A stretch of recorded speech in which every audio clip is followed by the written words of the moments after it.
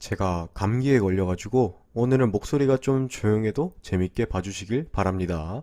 자, 오늘은 아주 순수하지만 아주 위험한 레벨에 대해 알아보도록 하겠습니다. 탑 20, 330레벨, 한 회계 색깔, 바로 시작해봅시다. 미술 좋아하시는 분들에게는 더욱 재밌는 레벨이 될 것 같군요.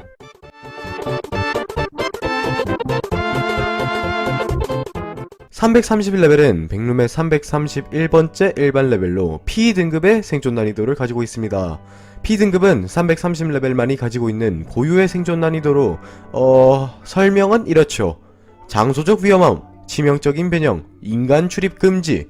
좀 특이한 생존 난이도입니다. 330레벨 자체는 마치 어린아이가 그려놓은 것 같은 그림의 모습을 띠고 있는데요. 이 때문에 당신이 이 레벨에 들어온다면 매우 혼란스러울 겁니다. 하늘, 땅, 그리고 주변 사물들은 모두 평면적으로 보이는데 실제로는 입체적인 물체들이니까요. 2차원과 3차원이 섞여있는 레벨이라고 봐도 무방하겠습니다. 인간들을 제외한 모든 엔티티들 및 생물체들은 330레벨에 들어오는 즉시 평면적인 형태로 전환됩니다. 납작해진다는 소리이죠. 330레벨의 크기를 가늠하는 것은 불가능한데 이는 레벨이 유한한지 무한한지 구별할 수가 없기 때문입니다. 방랑자들이 레벨을 둘러볼 경우 레벨의 특정 거리 이상의 부분들은 빈 캔버스로 이어지거든요. 이 캔버스가 무한히 이어지는지는 알 수 없습니다. 330레벨에 오래 있으면 있을수록 당신이 출구를 발견할 가능성은 높아집니다. 하지만 그 가능성과 덩달아 레벨의 위험성도 높아지죠. 특정 시간이 지나면 당신의 신체가 변형되기 시작할 것이기 때문입니다. 레벨에 들어오고 1시간이 지나기 전까지는 꽤 안전합니다. 레벨에 돌아다니는 엔티티들은 소수의 무면인들과 광인들 뿐이니까요. 하지만 1시간이 지나면 유화작용이 시작됩니다. 당신이 이때까지 출구를 찾지 못했다면 어서 찾아내야 될 거예요. 끔찍한 최후를 맞이할 수도 있으니 말이죠. 지금부터 유화작용에 대해 설명해 드리도록 하겠습니다. 330레벨에 들어온 지 1시간이 지나면 방랑자들은 페인트로 된 발자국들을 남기기 시작할 겁니다. 2시간이 지나면 방랑자들은 자신들의 몸이 커다란 붓으로 이리저리 쓸리는 듯한 느낌을 받을 것이고 서서히 그림화 되기 시작할 거죠. 3시간이 지나면 더 이상 탈출이 불가능해집니다. 이때부터는 방랑자들의 옷과 몸에서 페인트가 녹아나오기 시작할 것이죠. 대부분의 사람들은 자신의 몸이 녹아내리는 것을 보고 평정심을 유지할 수 없을 겁니다. 따라서 출구를 찾으러 허둥지둥 도망치겠죠. 하지만 아이스크림처럼 녹아내리는 육체로 쉽게 이동할 순 없습니다. 만약 방랑자가 이 상태로 넘어지거나 강제적인 노클립을 시도하는 등 신체에 강한 충격이 가해진다면 그대로 터져서 페인트 웅덩이가 될 것이죠. 4시간이 지나면 방랑자들은 그 자리에 고정될 것입니다. 이때부턴 이동이 불가능해지죠. 방랑자가 평면적인 형태로 완전히 전환되면 방랑자의 생김새는 전신 자화상으로 바뀌기 시작할 겁니다. 여기서 자화상이 뭐죠? 자신이 자신의 모습을 그리는 거죠. 이 말인즉슨 당신은 당신의 그림 실력대로 바뀔 것이란 소리입니다. 당신이 그림을 졸라게 못 그린다면 당신은 졸라맨으로 바뀔 것이고 당신이 그림을 겁나 잘 그린다면 당신은 당신과 거의 똑같은 모습으로 유지될 것이죠. 아마 시청자님들은 여기서 평소에 그림 연습 좀 해놓을걸 이라며 후회할 겁니다. 하지만 여기서는 쫄라맨이 다빈치보다 낫습니다. 왜냐하면 평면적인 그림으로 변한 당신이 사실적이면 사실적일수록 생존 확률이 올라가거든요. 생존 확률이 올라가는데 왜 좋은 게 아니냐고요? 만약 유화작용에서 최종적으로 살아남는다면 아무것도 하지 못하는 몸으로 영원히 살아야 하기 때문이죠. 뇌가 살아있는 식물인간과 비슷한 개념이라 보시면 되겠습니다. 이렇게 살아남을 바에는 차라리 장기 파열로 죽는 게 낫죠. 어쨌든 선택지는 2개입니다. 고정된 몸으로 레벨이 파괴될 때까지 살아있거나 온몸의 뼈와 장기들이 부서지고 짓눌리는 고통을 느끼며 죽거나 이렇게 말이죠. 끔찍하네요 정말로. 330레벨에는 당연히 없겠죠? 이런 환경에서는 상식적으로 기지를 지을 수가 없습니다. 이 레벨에 들어오는 방법은 움직이는 그림을 찾는 것입니다. 이런 그림들에는 주로 잔디밭과 파란 하늘을 배경으로 하는 한 채의 집이 그려져 있죠. 참고로 이런 그림들은 57레벨과 321레벨에서 흔하게 발견됩니다. 입구는 중요하지 않고 출구를 알아보죠. 자, 강으로 뛰어들면 7, 43, 130, 173레벨로 나갈 수 있다네요. 그리고 문을 열고 들어갈 경우에도 1, 4, 9, 11레벨로 나갈 수 있답니다. 만일 이 문이 건물과 연결되어 있지 않다면 당신을 랜덤한 레벨로 데려갈 것이니 이 점에 유의하세요. 그리고 미처 말하지 못한 사실이 하나 있는데 330레벨 자체는 사실 한 소녀의 그림입니다.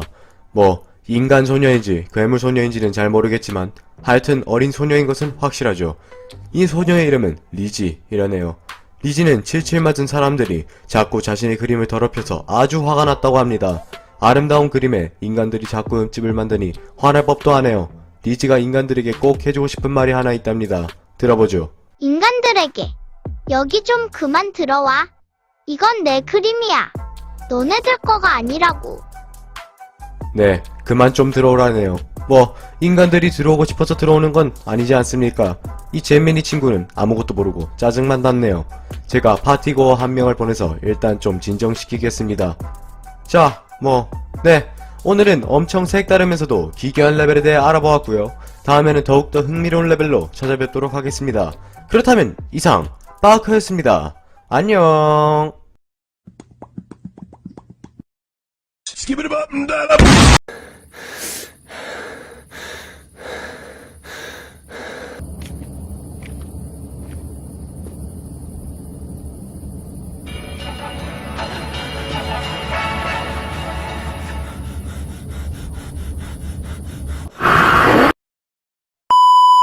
야, 얼마나 레벨 문서가 무서우면은 위키다스다 콘텐츠 경고를 달아놨냐. 네, 일단 들어가봅시다. 백룸에서 가장 위험하고 무서운 레벨 탑 30 중 19위 888레벨 이노센티아 지금 시작합니다.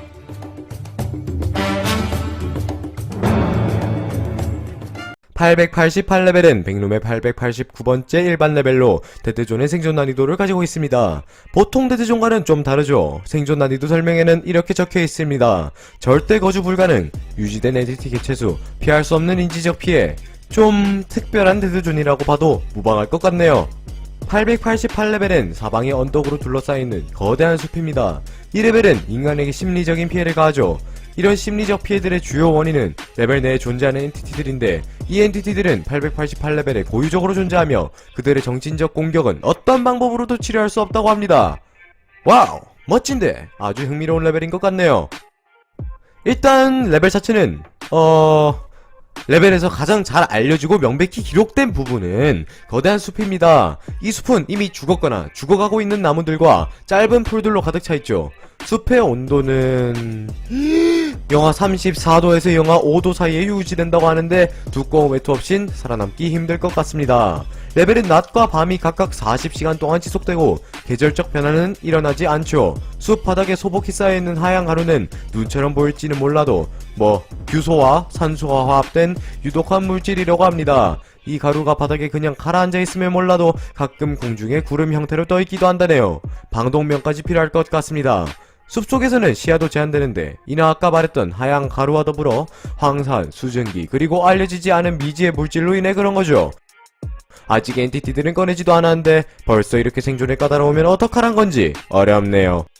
888레벨을 탐사한 탐험대는 이 숲이 약 1400km의 지름을 가지고 있다고 측정했습니다. 레벨의 숲을 벗어나면 끝없이 펼쳐져 있는 언덕들과 들판이 보일 건데 여기서부터는 해로운 환경 요소들의 방해가 더욱 커지기 때문에 숲 너머의 지역은 탐사하기에 매우 힘들죠. 이 미지의 들판에 발을 디딘 모든 방랑자들은 별다른 발견 없이 사망하거나 탈출했다고 합니다. 그리고 888레벨 내에서는 흥미롭게도 레치드 순환, 그니까 백룸 속에서 오랫동안 있으면 광인이란 엔티티로 변하는 작용이 전혀 일어나지 않는다고 하죠.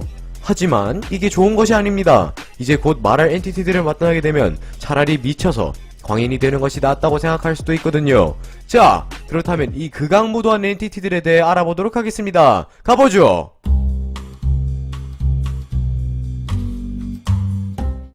자, 첫 번째 놈은 시포넵이라는 벼룩과 비슷하게 생긴 벌레 새끼입니다. 근데 생긴 것만 비슷하지 크기는 전혀 비슷하지 않죠. 이것들이 다 자라면 20cm라는 엄청난 크기를 자랑하니 말입니다. 크기가 커졌다 보니 벼룩들의 시그니처라고도 할 수 있는 멀리뛰기도 업그레이드 됩니다. 최대 12m를 도약할 수 있다네요. 얘네는 숲 바닥에 흰색 가루에 몸을 숨긴 채 지나가는 방랑자가 보이면 바로 달려들 겁니다. 이 미친 크기의 벼룩들 때문에 888레벨에 들어오면 고생대의 모습이 일부 재현될 거예요. 백과사전 크기의 벌레들이 막 날아댕길 거니까요. 어휴 징그러워라. 이 C4랩들은 방랑자에 성공적으로 붙으면 바로 그의 살을 깨물어서 불쌍한 방랑자의 몸속으로 마취 효소와 함께 이상한 화학 물질을 넣을 겁니다. 이 화학 물질은 방랑자가 극심한 절망, 비현실감 등 부정적 감정들을 느끼도록 하고 편안함을 찾게 하죠. 이 편안함이라 하면 레벨 내의 다른 적대적 엔티티들에게 몸을 맡기는 것을 뜻합니다. 이 벼룩들한테 한번 제대로 물리면 바로 저승길인 것 같으니 888레벨에 들어올 때는 방독면, 패딩과 함께 야구방망이 하나를 챙기세요. 요 C4랩이 날아오면 바로 딱! 아웃시켜버리는 거죠. 두 번째 놈은 브루드위버라고 불리는 창백한 엔티티입니다. 얘네는 부패한 인간처럼 생겼고 약 4.3m의 키를 가졌으며 얼굴은 덩굴 같은 머리카락들 때문에 가려져서 보이지 않죠. 브루드위버들은 제대로 발달되지 않은 나무의 뿌리 같은 다리들을 가지고 있기 때문에 거의 움직이지 못합니다. 그래서 이것들은 C4랩들과 공생관계를 맺었죠. 자신의 등을 C4랩들의 둥지로 내준 대가로 C4랩이 먹잇감을 자신에게 몰아오도록 하는 것입니다. 만일 누군가가 브루드위버의 사정거리 안으로 들어오면 요 무섭게도 생긴 친구는 그를 잡아서 가슴팍에 단단히 붙들어 둘 겁니다. 먹잇감이 도망칠 수 없다는 게 확실해지면 자신의 머리에 달린 촉수들을 먹잇감의 머리에 붙인 후 그의 기억들을 빨아먹기 시작할 것이죠. 그리고 이 소중한 먹잇감이 너무 빨리 죽어버리면 안되니까 불쌍한 방랑자의 입이나 배꼽으로 영양분을 강제 주입할 겁니다. 끔찍하네요. 세 번째 놈은 슈라우드 스토커라는 거대 발광 거머리인데 날아다닌다네요. 초속 10m의 엄청나게 빠른 속도로 이동하는 이 거머리 친구들은 3m의 길이를 가지고 상당히 부끄럼을 많이 탑니다. 얘네들은 위협을 조금이라도 감지할 경우 매우 밝은 빛을 흩뿌리고 바로 빤스런을 갈긴다네요. 슈라우드 스토커들은 888레벨에서 유일하게 인간에게 적대적이지 않은 엔티티이긴 개뿔 방랑자의 별을 부숴놓고 그 고통을 빨아먹는 또라이들입니다. 얘네는 공경에 빠진 방랑자에게 빠른 속도로 날아가 엄청난 힘으로 그를 타격해 상당한 피해를 입힐 겁니다. 그리고는 고통에 몸부림치는 방랑자가 완전히 무감각해질 때까지 그의 감각이란 감각은 모두 빼먹을 거죠. 네 번째 놈은 아미카입니다. 이 엔티티들은 일반적인 개의 생김새와 거의 유사하죠. 다만 털이 없고 턱뼈도 없으며 갈비뼈 밑으로는 아무것도 존재하지 않습니다. 아미카들은 물리적으로든 정신적으로든 어떠한 감점도 없어서 레벨 내의 엔티티들에게 인간 다음으로 맛있는 점심 식사가 되죠. 이 친구들이 자신보다 큰 생명체와 접촉할 경우 그 생명체와 즉시 하나가 될 겁니다.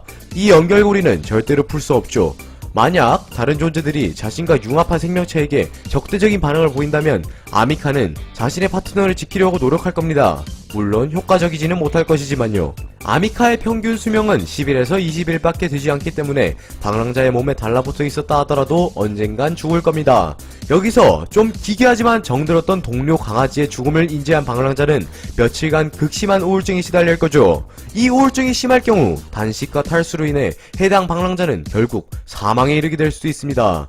도움은 전혀 되지 않지만 그렇다고 방랑자들에게 적대적이라고도 할 수 없는 이 불쌍한 아미카들은 속도가 느리기 때문에 회피하기 쉽죠. 888레벨의 다른 엔티티들과 달리 요 아미카는 참 뭔가 안타깝네요. 마지막 놈으로는 외부 존재 혹은 외부 존재들이 있습니다. 888레벨의 숲 밖에서 관측된 유일한 엔티티이죠. 이 기이한 엔티티는 구체적인 생김새나 행동을 명백히 규명할 수가 없는데 이는 이 엔티티를 보는 사람에 따라 주관적인 형태로 나타나기 때문입니다. 예를 들어 한 사람은 외부 존재를 거대한 산만큼 크다고 하였으나 다른 사람은 똑같은 엔티티를 자신과 비슷한 정도의 크기를 가진다고 하는 것이죠. 이렇게 서로 다른 주장들로만 봐서는 엔티티의 생김새를 도저히 알아낼 수가 없기 때문에 외부 존재들의 모습이나 행동들은 아직까진 베일에 쌓여있습니다. 888레벨에는 당연히 전초기지나 공동체들이 존재하지 않습니다. 입구는 필요 이상으로 많은데 한번 나열해보도록 하죠. -4, 14, 39, 47, 65, 129, 135, 240, 494, 797 대초지대 적색숲, 잊혀진 숲. 입구가 참 많네요. 그죠? 누가 이렇게 쓸데없이 지옥문들을 많이 만들어놨을까? 이렇게 많은 입구들에 비해 출구들은 현저히 적습니다. 당신을 먹잇감으로 노리는 브루드위버 혹은 슈라우드 스토커를 처치할 경우 63레벨로 노클립 당할 수 있고 외부 존재와 상호작용할 경우 11레벨이나 974레벨로 순간이동할 수 있죠. 그래도 출구 레벨들은 모두 좋은 레벨들이니 희망을 버리진 마세요. 라고 하기엔 레벨 자체가 희망을 씹어먹어버리는 레벨이네요. 행운을 빕니다. 간단히 정리하자면 888레벨은 사람의 정신에 극악의 영향을 미치는 개무서운 레벨입니다. 보통 정신적 피해를 주는 레벨들은 물리적이나 환경적으로는 안전한데 이 레벨은 둘 다 위험하네요. 그렇다면 이상 빠커였습니다. 안녕.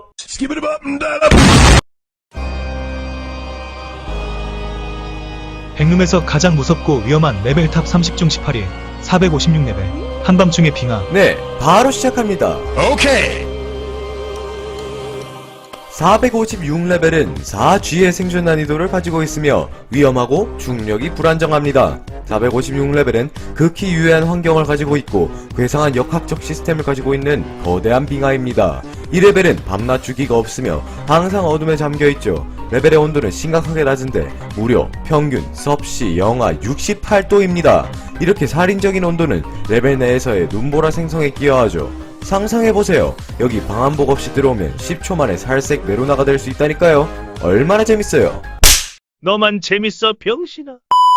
아까도 말했듯이 이 레벨은 강한 눈보라가 부는데 이런 눈보라와 함께 우박들이 쏟아질 겁니다. 그냥 우박이 아니에요. 주변의 중력을 변형시키는 유해한 화학 성분이 얼어붙어서 만들어진 슈퍼 우박입니다. 이런 우박들이 지면에 충돌하면 깨져서 속에 있는 액체 물질이 흘러나오는데 이게 반복되면서 강들이 형성되었죠. 맞으면 뚝배기 날아갈 거니까 조심히 다니세요. 레벨의 중력은 참으로 이상한데 이 때문에 레벨 내에서 많은 사상자가 발생했습니다. 폭풍이 일어나면 얼음과 우박이 옆으로 날아다닌다네요.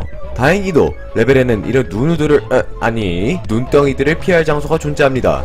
레벨 내에는 버려진 방사성 낙진 대피소 비스무리한 건물들이 있는데 콘크리트로 지어졌고 속에는 먼지와 얼음 부스러기들이 잔뜩 있죠. 좁은 터널들을 지나다 보면 동상실이란 방을 찾을 수 있을 건데 이 방들은 영하 98도의 온도를 가지고 있기 때문에 들어가면 몇 초 이내에 얼려질 겁니다. 건물들 속에는 레벨에서 찾을 수 있는 유일한 음식이 존재하지만 그걸 찾으러 돌아다니다 역으로 먹힐 수 있죠. 이 미친 환경 속에서 살아가고 있는 동물들이 있기 때문입니다.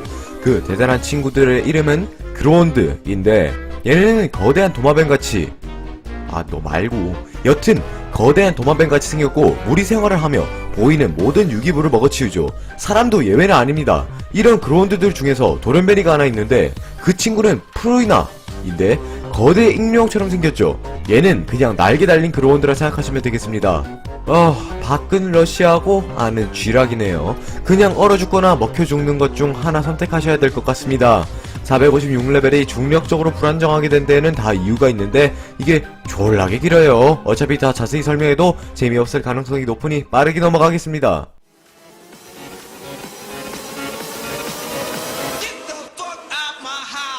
이 레벨의 중력은 극히 불안정하고 자주 변하는데 어떨 때는 매우 강력해지고 어떨 때는 매우 약해질 수 있다. 연구원 느리고 극기지로 활용하여 이 레벨의 중력에 대해 알아본 결과 이 레벨은 블럭터스 펄사라는 이상한 중력 패턴에 영향을 받는 것으로 드러났다. 이 블럭터스 펄사는 메인 눈으로 관찰 불가능하지만 일감지 카메라를 찍었을 때 적석으로 드러난다. 블럭터스 펄사는 불규칙적으로 움직이며 열폭풍을 생성한다.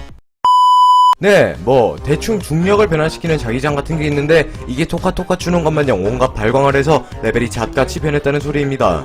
이해하셨죠? 안 하셔도 상관없습니다. 저는 이제 이 겨울왕국을 어떻게 나가는지 설명하고 영상을 끝낼 거거든요. 456레벨은 차가운 물 또는 괴상한 곰팡이 같은 걸 만졌을 때 들어올 수 있고요. 그리고 그 그로운드 박을대는 대피소 안에서 숨겨진 문짝을 찾으면 당신이 이 레벨에 들어오기 전에 있었던 레벨로 다시 나갈 수 있습니다. 네, 오늘은 겨울왕국 좀 많이 이상한 겨울왕국에 대해 알아봤고요. 456레벨에겐 생존 점수 5점, 공포 점수 50점, 보통 점수 70점을 주겠습니다. 그리고 이제부턴 다음 레벨의 힌트를 영상에서 직접 얘기할 겁니다. 자, 17위 힌트 나갑니다. The Grand Canyon of Misery. You walk, walk, and walk. However, there is no escape from this land. Remember, if you stay here too long, bad things are gonna happen. 잘 들으셨죠? 그럼 전 이만 빠커 아웃. 안녕. 백룸에서 가장 무섭고 위험한 레벨 탑 30 중 17위 463레벨 콘크리트 황야. 네, 바로 시작합니다. 463레벨은 데드존의 생존 난이도를 가지고 있으며 주로 환경적 요인으로 인해 위험합니다. 이에 더불어 엔티티들도 득실거리죠.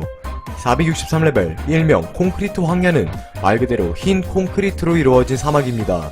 사막의 크기는 아직 구체적으로 측정되지 않았으며 그저 사방으로 광활하게 펼쳐져 있죠. 이 레벨은 특이한 중력을 가지고 있는데 앞서 설명한 456레벨만큼 이상하진 않아요. 지구보다 40% 정도 약한 중력을 지녔답니다. 사막지구는 딱히 덥진 않아요. 기온은 약 19도에 유지됩니다. 레벨의 황해는 지구의 것과 거의 비슷한 지형을 가지는데 그냥 콘크리트 먼지로 이루어진 미국 서부 사막이라고 생각하시면 될 것 같아요. 그리고 사막 곳곳에는 버려진 건물들이 존재하고 그중 하나는 중요한 기능을 가졌는데 이는 나중에 더 자세히 설명하겠습니다. 네, 사막이다 보니 이 레벨에는 물과 식량이 엄청나게 부족합니다. 그리고 여기에는 콘크리트 먼지와 치사량 이상의 방사능도 존재하죠. 와우! 아주 멋진 환경이야, 그쵸? 대드 좀 받을만 했네. 아까도 말했듯이 이 레벨에는 강한 방사능이 퍼져 있는데 보호복을 입지 않으면 수시간 내에 변이가 시작될 겁니다. 이 변이의 이름은 콘크리트 부패인데 당신을 신체적으로 변형시켜 결국 적대적인 463-A 엔티티가 되도록 만들 것이죠. 자, 그렇다면 463-A 엔티티에 대해 알아볼까요? 이것들의 이름은 굶주린 변이들로 생김새는 인간과 전혀 다르게 생겼습니다. 살짝 미니 공룡같이 생겼는데 다행히 먹이를 먹지 못하면 그렇게 강력하진 않죠. 다만 영양분을 잘 섭취한 변이는 벽도 무너뜨릴 만큼 강력합니다. 이왕이면 피해 다니세요. 이 친구들은 이빨 하나는 날카롭거든요. 463레벨에는 이런 변이들 말고도 두 엔티티가 더 존재합니다. 하나는 방랑자들을 도와주는 알마라는 인간형 엔티티고 다른 하나는 레벨의 지형을 파헤치는 거대한 새우형 엔티티이죠. 거대 새우깡부터 말하자면 얘는 존재가 명백하진 않지만 레벨의 땅을 파헤치는 산만한, 진짜로 산만큼 커다란 새우라고 합니다. 농심, 혹시 여기도? 그리고 463레벨에 고립된 방랑자들의 유일한 희망, 알마에 대해 설명해보죠. 알마는 이 황해를 떠도는 인간형 엔티티로 레벨에 있는 특정 건축물인 라디오 타워에서 신호를 보낸 방랑자들을 구해줍니다.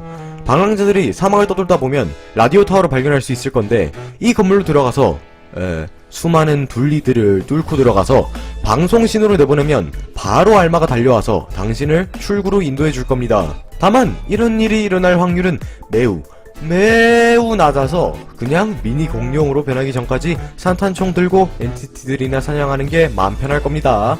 화이팅! 콘크리트로 이루어져 있는 문틀 사이로 들어가면 순간이동되어 463레벨로 이동할 수 있고 버려진 건물들 중 극히 일부가 가지고 있는 당신이 이 레벨에 입장한 문틀과 거의 비슷하게 생긴 문틀을 찾아야 이 지긋지긋한 황야를 탈출할 수 있습니다. 자, 오늘은 둘리들로 가득 찬 불필가루 사막에 대해 알아보았는데요. 463레벨에게는 생존 점수 5점, 공포 점수 70점, 고통 점수 60점을 주겠습니다.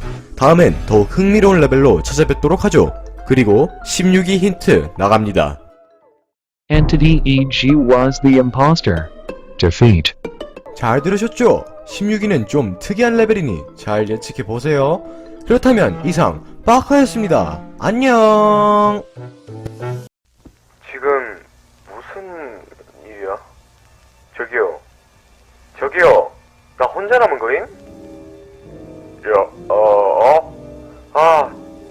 돌아왔네. 안녕, 사비. 아마 길을 잃어버린 것 같아. 내 목소리 들려? 무사해서 정말 다행이야. 걔는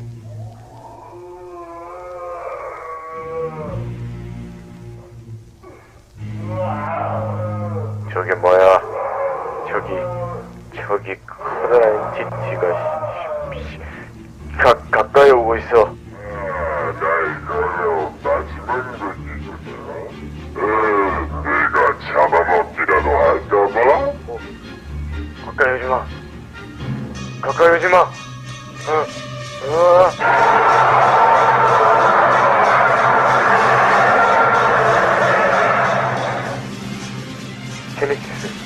제네시스, 괜찮아? 메시아만 듣고 있었네. 내가 나를 구해줄 사람이 필요해. 넌 지금 이 크고 무서운 레벨에 갇혀있고 내가 어디 있는지도 모르겠어. 다른 팀에 또 보내주면 안 될까? 좀 전에 보내줬던 팀이 아무래도 기대되는 것 같아. 방금 들려드렸던 녹음본은 123레벨에 갇힌 방랑자를 구조하러 간 매그팀의 마이크를 통해 녹음된 파일의 일부분입니다. 이 녹음본은 123레벨에 들어간 매급 탐사원들의 비극적인 퇴호를 담고 있죠. 자, 그렇다면 백룸에서 가장 위험하고 무서운 레벨 탑 30 중 16위 123레벨 귀신의 집 지금 시작합니다.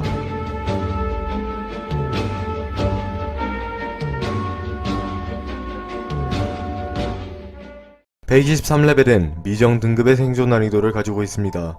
레벨은 불가사의한 영역으로 가득하고 아직 정보가 많이 없죠.